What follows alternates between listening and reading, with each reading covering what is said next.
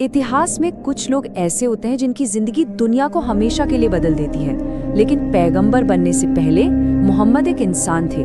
तो आज चलिए उनके जीवन के उन शुरुआती 40 सालों के सफर को समझते हैं, वो साल जिन्होंने उस शख्स को बनाया जो आगे चलकर तारीख बदलने वाला था। तो हमारा फोकस रहेगा 570 ईस्वी में, उनके जन्म से लेकर 610 ईस्वी तक, जब उन्हें पहला संदेश मिला।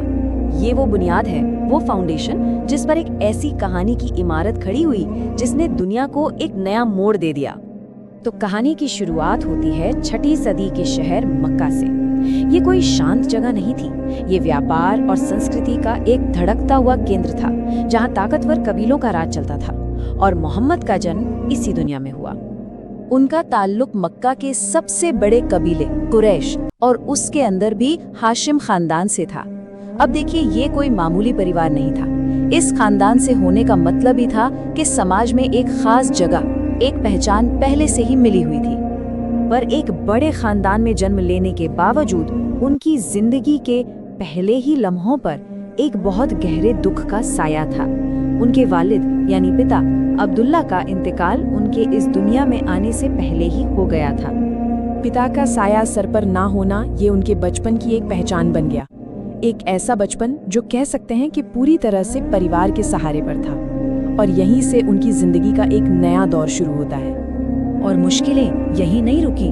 जब वो सिर्फ 6 साल के थे, तब उनकी माँ अमीना भी उन्हें छोड़कर चली गईं। जरा सोचिए इस बारे में, इतनी छोटी सी उम्र में पहले पिता और फिर माँ का साया उठ जाना।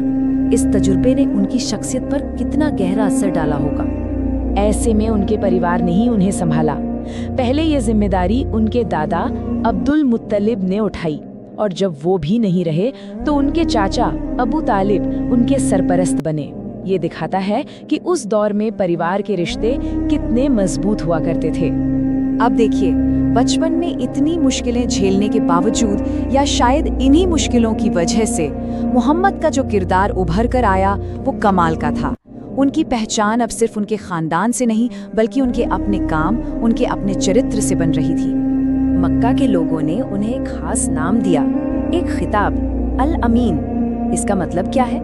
इसका मतलब है द ट्रस्टवर्दी, यानी वो जिस पर भरोसा किया जा सके। और ये कोई छोटा मोटा नाम नहीं था, ये एक तरह का सर्टिफिकेट था जो पूरे समाज ने उनके किरदार को दिया था। और ये शोहरत सिर्फ अपने दोस्तों या परिवार तक नहीं थे, नहीं, पूरा का पूरा मक्का शहर उन्हें उनकी ईमानदारी और सच्चाई के लिए जानता था। ये बहुत जरूरी बात है कि ये सब कुछ पैगंबर बनने से बहुत बहुत पहले हो रहा था। ये उनकी अपनी कमाई हुई पहचान थी।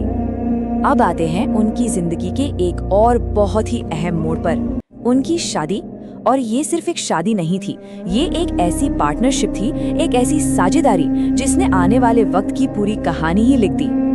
ये रिश्ता उस जमाने के हिसाब से बहुत ही अलग था।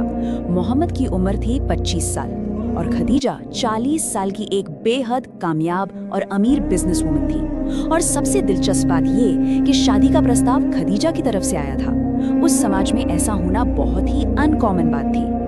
और यही पार्टनरशिप, यही रिश्ता आगे चलकर उनका सबसे बड़ा सहारा बना। खदीजा ही वो पहली इंसान थी जिन्होंने उनके नबी होने पर यकीन किया। उनका भरोसा ही पहली मोहर थी जो बताता है कि ये रिश्ता कितना गहरा और खास था। तो अगर हम इन 40 सालों को देखें तो इसमें बचपन में माँ बाप को खोने का गम है, एक ताकतवर कबीले में परवरिश है, अपनी ईमानदारी से कमाई हुई अल अमीन की इज्जत है, और खदीजा के साथ वो अटूट रिश्ता है। यही वो नींव थी जिस पर आगे की पूरी कहानी टिकी है। और ये सब हमें एक बहुत बड़े सवाल पर लाके खड़ा कर देता है कि बचपन का अकेलापन, समाज से मिली ईमानदार की पहचान और एक मजबूत औरत का साथ, इन सब तजुर्बों ने मिलकर उस इंसान को आखिर कैसे तराशा जो आगे चलकर इतिहास बदलने वाला था। जवाब शायद इन्हीं शुरुआती सालों में कहीं छिपा है।